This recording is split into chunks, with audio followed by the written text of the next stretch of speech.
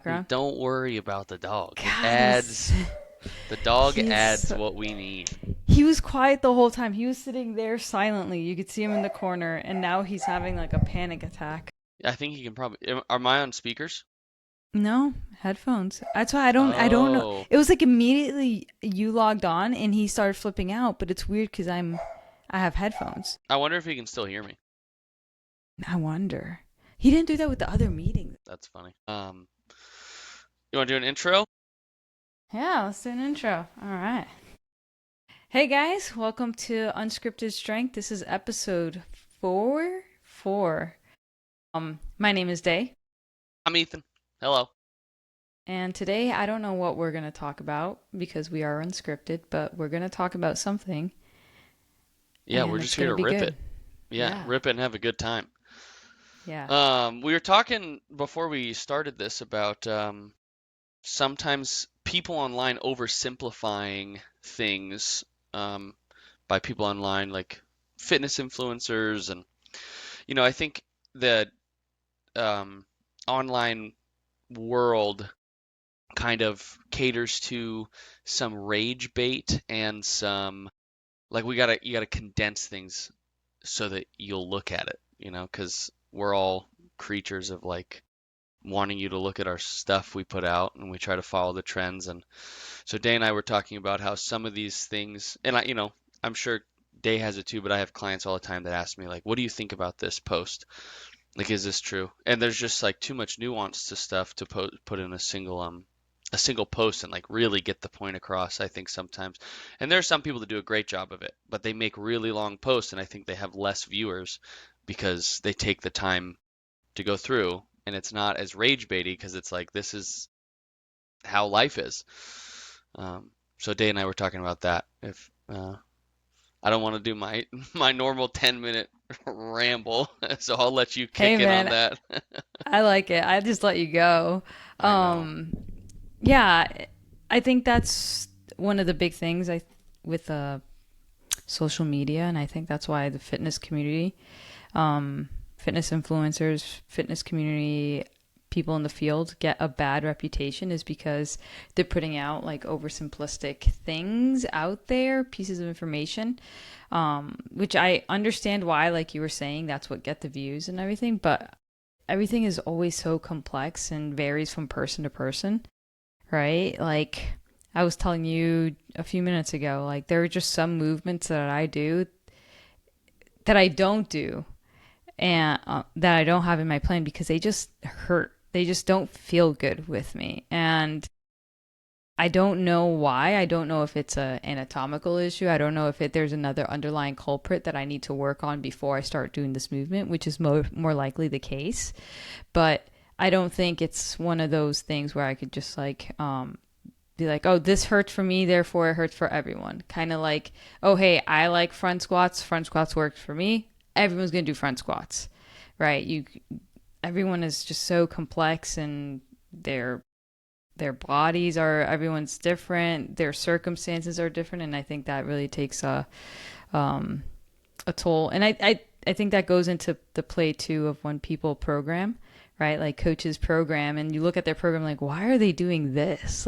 You Hmm. could just be doing this. And it's like a lot of times there's a story behind it and there's a reasoning, right? Like you may look at a program first glance and it's like, this is kind of not good.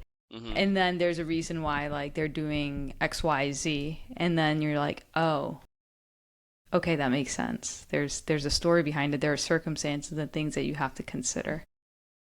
Yeah, absolutely. I mean, I want to ask a question on something you said about there are movements you don't do. Do you mean exercises you don't do? Because I've seen your plans before, and I know that you cover, and just to fill everyone in, there's a difference between like a movement pattern and an exercise. You've got like squatting, hinging, pushing on something, pulling on something, lunging, and carrying is added, and for a lot of people. So are you saying there's exercises which are like you know, um, Yes. children of Y- those parent things. Yeah, yeah. Yeah. And so Okay. there are exercises that I kind of stay away from because they don't feel great on me, but I could get that similar movement working, similar, stimulus and all that in a different way. Yeah. Yeah, so like a good example for anyone is and part of this post, not to be too specific because I think we both like the person that posts this stuff, but um there's I think there's exercises that some people just don't like to do. Like barbell back squatting, I think for some people is like the key movement that everyone's working towards. But all the time I will, I'll ask clients like, do you even want to do that? Like, do you want to have a bar on your back? And I don't know, a percent, maybe 60-40 say no, like 60 saying no. And it's an intimidating thing. And sometimes just I want to just build some trust with them. So I'm not going to force them into something they don't want to do. Um, but maybe I'll explore why they don't want to do it. Maybe they do have a movement deficit. Maybe they have been injured by it in the past or while doing it, not by it, I guess. So it's just a squat pattern, and a barbell back squat is certainly a loadable exercise, and it's really stable. You can blow your legs up with it, but you can do that on a lunge, a heavy lunge, and with dumbbells in your hands. You can do it with a trap bar deadlift from like a slant board so that you can get a little more quad work. There's just so many ways that we can hit that thing without doing that exercise. And I think the frustration comes where some people are like, everyone's got to be doing a barbell back squat. And it's like, well, I think everyone should be squatting, but I don't think everyone needs to do, honestly, sometimes anything they don't like to do. If you're not a professional athlete, I mean, even then, it's like, just do what you want to do. Do your exercises, but pick exercises that will help you stay into working out. Because I think that's the most important thing for athletes, but also I think really general population. Athletes have like another thing that they're doing. They have a really big goal they're working after, whether it be like a championship or the next game or whatever. But general population is really just like, you guys are trying to adhere. We're all trying to adhere to exercise as much as possible. So pick exercises that help you adhere to exercising as much as possible. Don't do stuff that you hate because you're just going to not want to work out. And that's what I think Day and I try to avoid with our program writing, to help people want to do it, you know? I know recently you've kind of made a switch in your own programming where you're now integrating running and you're bringing down your lifting volume. Are there certain exercises where you're like, yeah, that's never going to leave my routine? Exercises are like big movements that you're like, nah, that's always going to be part of what I'm doing regardless of what else I'm adding on. You know, that's a tough one. I actually had a really interesting, sad moment with this today, where I did a new plan, and I was watching Dr. Alyssa Olenek on Instagram, and she just posted a video, and I was like, I'm gonna add back squats in because she was doing back squats, and I haven't done them since I started running, really. And I remember you talking about your legs feeling smoked from adding the running in, so I was like, okay, I'll add back squats in today. Maybe I'll do some tempo, like 6 reps, nothing crazy. And I know my old weights, and I can squat 400-ish pounds, probably between 385 and 400. So 225 is normally not, it's in my warm-up range. And I put 225 on a bar today, and it made my knee. And to be clear, I have squatted in some way with a bar for the last like probably year straight almost. My and it could have just been a 1 day thing. But my legs felt smoked. 225 moved like a slug. My knees hurt.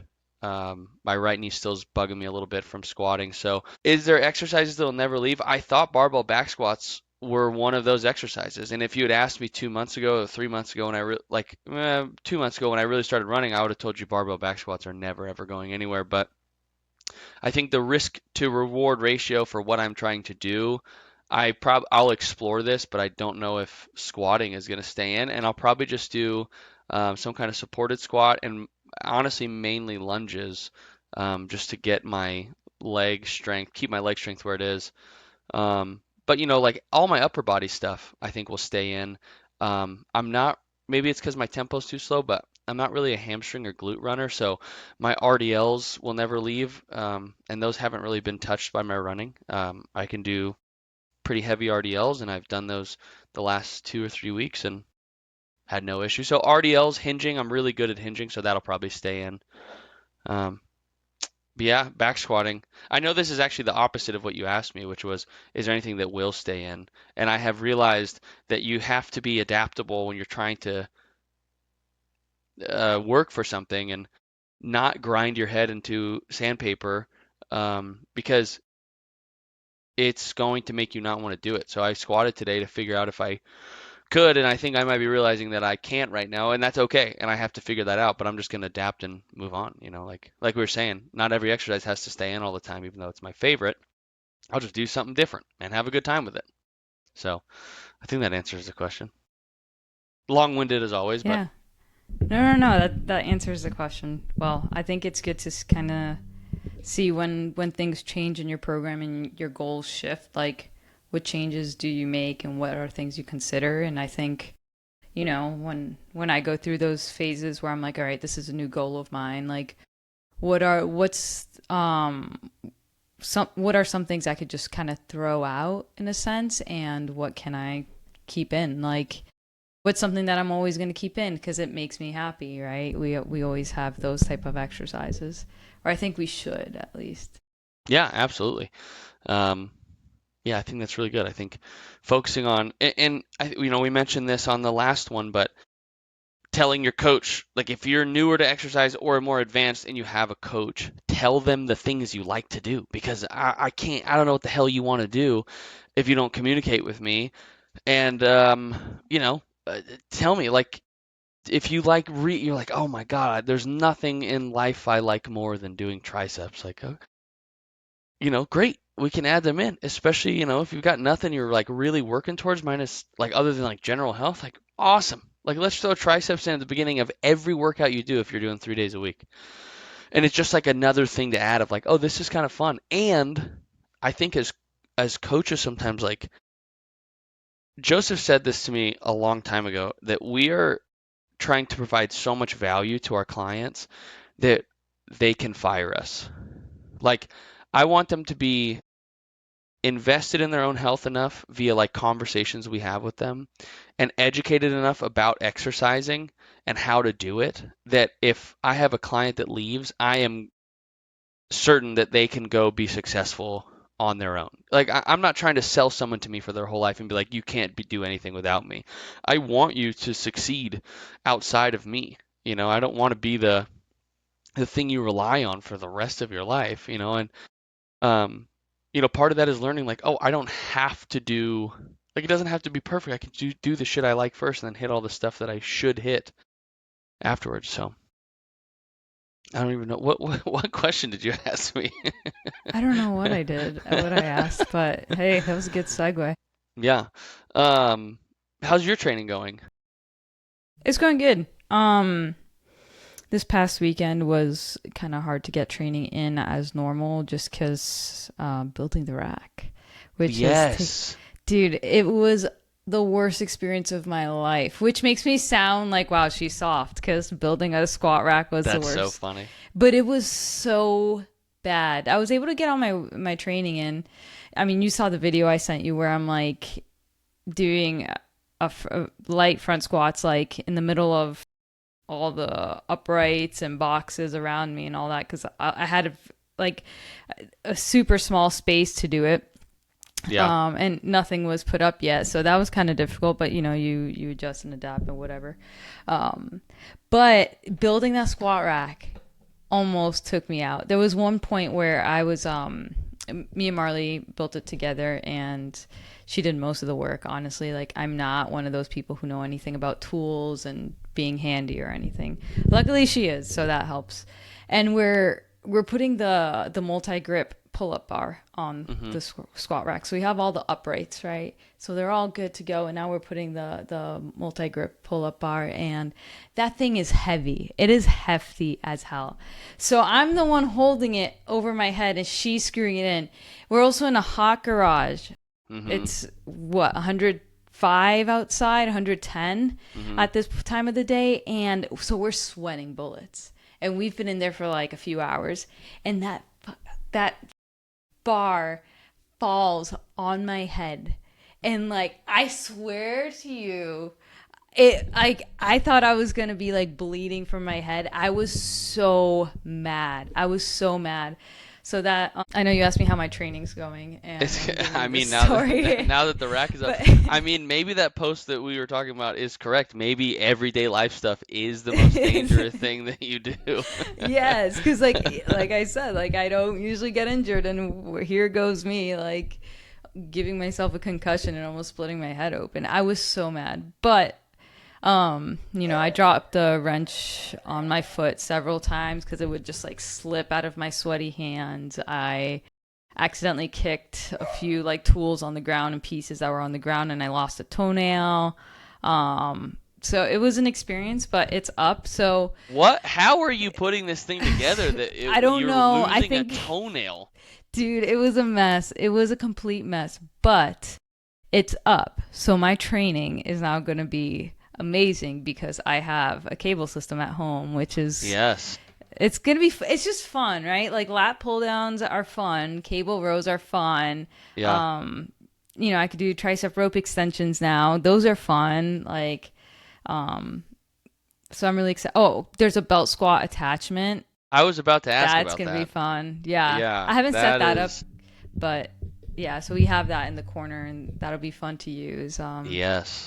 Yeah. Yeah, I've been trying to find a way to rig a belt squat at block, and I think I have it figured out, but it's going to be so insane that I won't ever program it for someone because you need like Yeah. two 12-inch boxes over by the our pulley machines, plus the belt, plus the attach. So Yeah, I will have like to the come use landmine the. attachment. Yeah.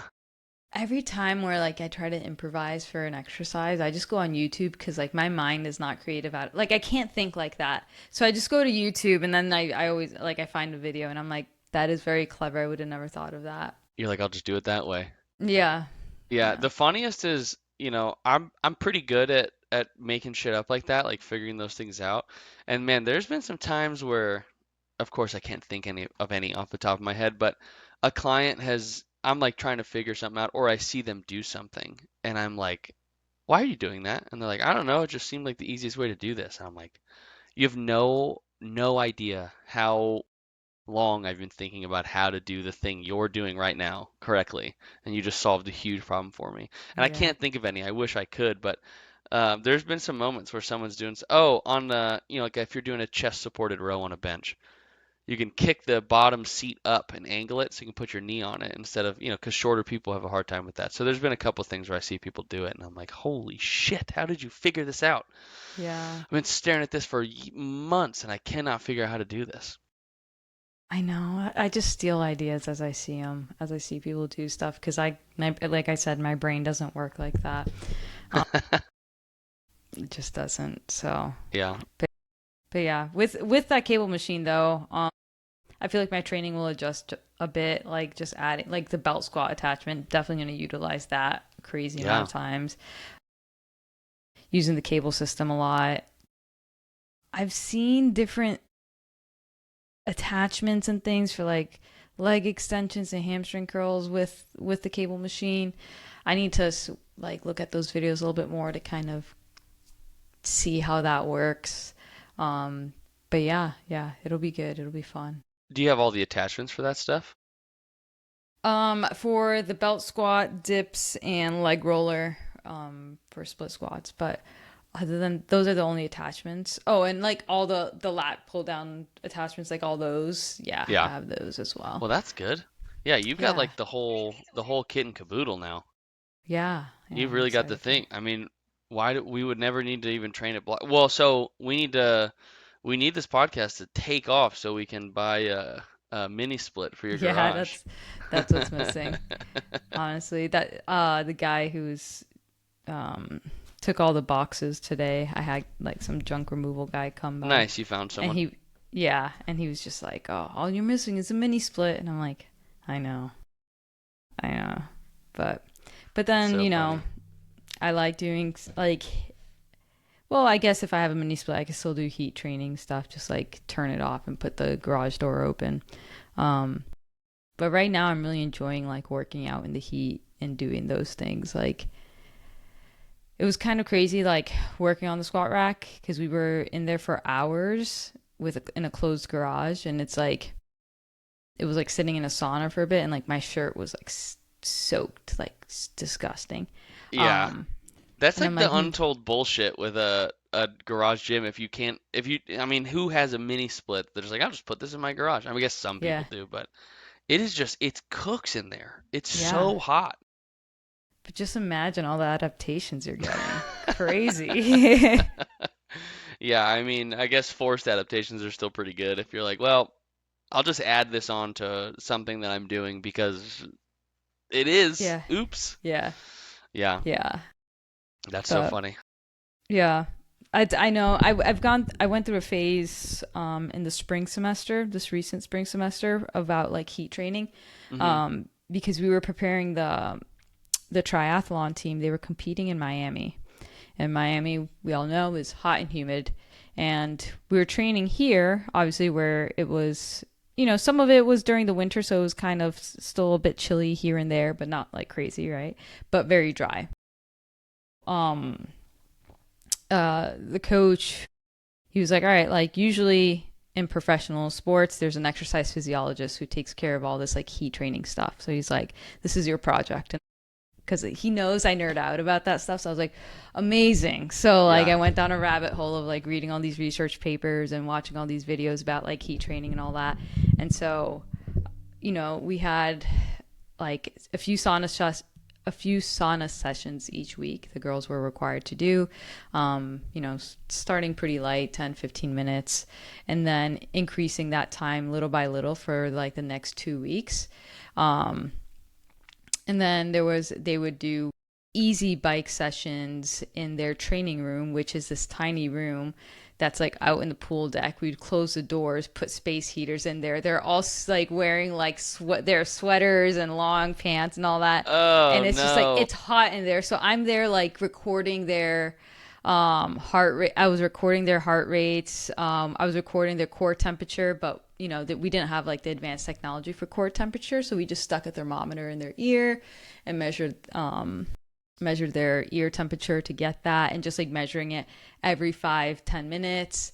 And they would do their easy long bike ride in that, and then they would do like long easy runs indoors, like all suited up and all that. So it was just like interesting, right? And then they get to Miami, and it was actually a chilly, cold, not humid day. So it was like, If I were you them, know, I'd be so pissed. I would be like, I'd be you like, guys are so what? stupid. I hate this. Could you not check the weather forecast? Why did I It do was this? it was like the funniest thing. So I'm getting all excited about this, and I'm like nerding out or whatever. And then they show up. It's like the one day Miami's like cold and not humid, and it's like, well, it's great to think that we would have had an impact if it was hot Yeah, and humid. But you're like, wouldn't have been really cool if it were hot outside? yeah, yeah. But that being said, they probably got some good adaptations out of it. Maybe potentially small increases in their VO2 max and all that. So Yeah. Yeah. Well, I mean, I I'm okay wonder, with it. maybe you have the answer to this, but if you do you get uh is your do you does your cardio progress faster if you're doing heat training? Like if I do heat training and then go work out in the cold, am I gonna have some positive adaptation if I had just run inside in cool weather, you know? Yeah. Yeah, so that it is. So it's kind of like altitude training. So they call like there's like this saying where it's like heat training is the poor man's altitude. So Oh, okay, yeah, so cool. we can't make it to Flagstaff to train in altitude. Hey, we could still do something with the heat here. And you get very similar trends in adaptations to it, short term acutely, right? So if you're training in the heat for weeks on end and months on end, then like eventually the rate of progression and the positive impact that it has diminishes. But if you're doing it in a short period of time, you're going to see results pretty quick within, I think, the first 2 weeks. And then you want to keep those benefits that you've gotten in the first 2 weeks and kind of keep that for the following 2 weeks. So it's usually like Yeah. a month long or Okay. somewhere around that timeline. So it's a very short timeline, and you don't need to do it for a long time to get those benefits.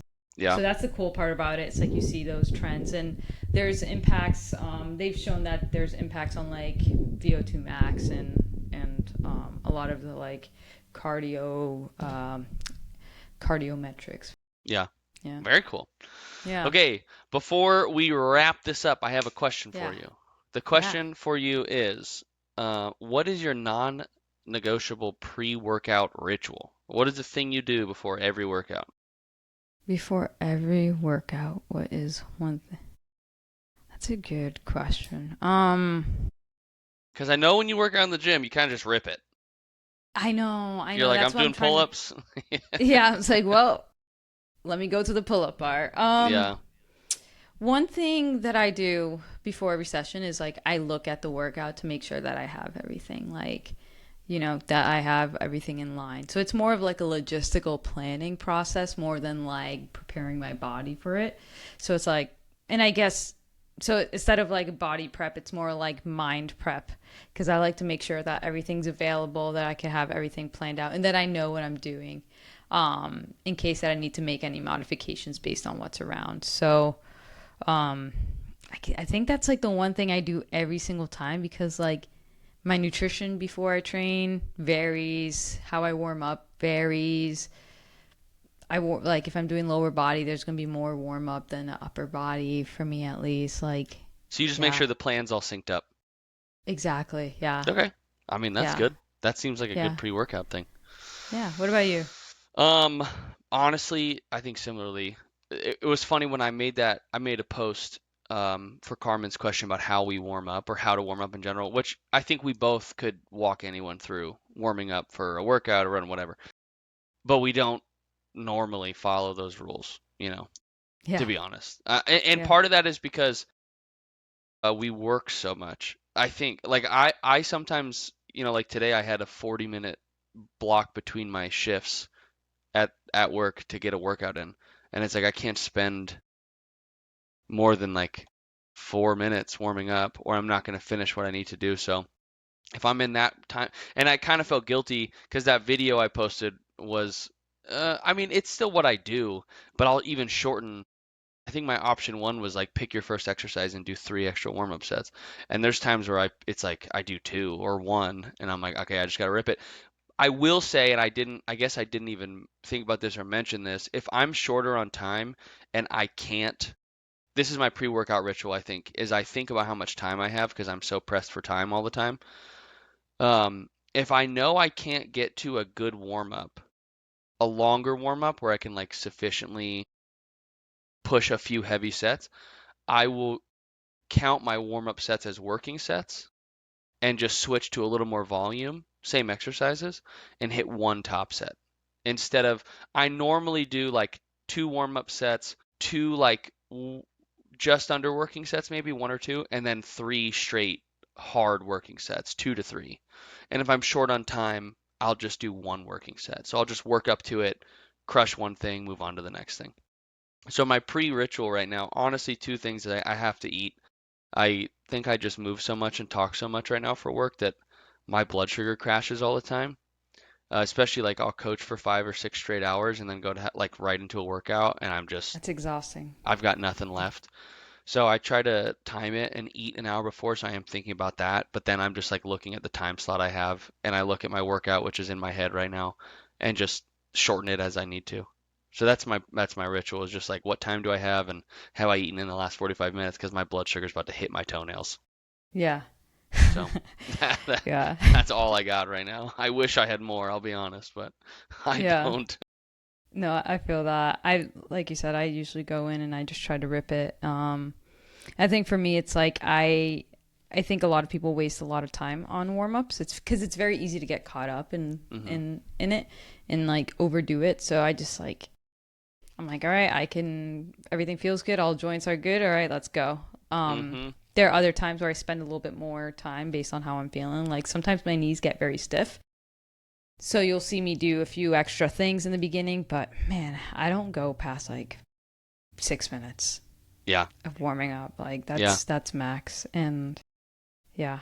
And which can be good or bad depending on the person and what they need. But Yeah, I and think I think the amount of, oh, sorry, go ahead. Finish, finish, finish. no. That was literally it. Just the amount of time they've been working out. Like you've been working out for so long that your tissue is so used to the abuse you're about to give it. Like it's not like your nervous system is about to be like, I don't know what's happening. It's like, oh, here we go again. Yeah. Day number 7,402 of day just ripping it. So I think like if you're getting into working out, maybe take a little longer to make sure you're prepped. The longer you do it, I feel like you kind of learn your body better and can gauge it way faster of like, ooh, today's not a day. Like I did one warm up set for squats today and then was going to go to my working sets because I didn't have that much time. And I hit the bottom of my squat at 135 and I felt my knee not feel good at all and was like, all right, well, I'll go up to 2 plates, but then I'm not moving from there. Which seems maybe like if you hear me say that, it might seem dumb. Like, oh, his knee hurt. Why is he still squatting? It did not hurt that bad. A little bit sensitive.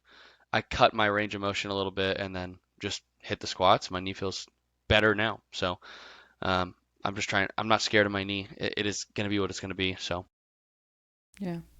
that's it. Hey, thanks All for right. answering my one question to finish. Yes, it was good. All right, sweet. I know you got to run off, Yeah, so we'll end it here. It'll be a yeah, short episode, and yeah, little one. yeah, yeah. Well, that's unscripted strength, guys. Thank you. As always, please like, comment, subscribe, do the things you're supposed to do because Um, if not, Day and I are gonna have to quit our jobs and go work in the mines. So, if you guys don't subscribe to this and comment and do the things, share with your friends, Day and I are going to the mines. It just is what it is at this point. I'm I not don't know what built to for tell the you. mines. You're going, Day. We signed the contract. We have to go to the mines if this doesn't work. I'm not about that life. You're like, actually, no, I'm not doing All it. right, sweet. Thank you guys. Adios.